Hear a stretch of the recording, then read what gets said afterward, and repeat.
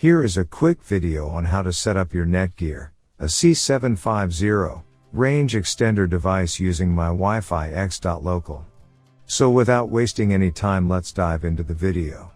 The first thing that you will need to do is take out your range extender from the box and plug it into an AC vault outlet. Wait till the extender is successfully booted up and the light on the extender becomes solid green from amber. Make sure that your extender and router are in the same room during the setup process. Once it's turned solid green, we can now head toward our laptop and begin configuring our Netgear range extender Ac750. You can use any browser you like, such as Internet Explorer, Chrome, Safari, Opera Mini. It's time to open your preferred web browser. Go to Mywifiext.local. A screen appears in front of you, and now click on the new extender setup that leads you to a new page, where you will need to create a new account in order to install your extender, and this page is called the Netgear Genie Smart Wizard. Now fill in all the necessary details such as a valid email address, password, and once you are done, click on the next button. Now you had two choices, as you can either set up your range extender device as a range extender or as an access point. We are going to click on the range extender, and then it will scan for the available networks, and give you a list of all the networks available.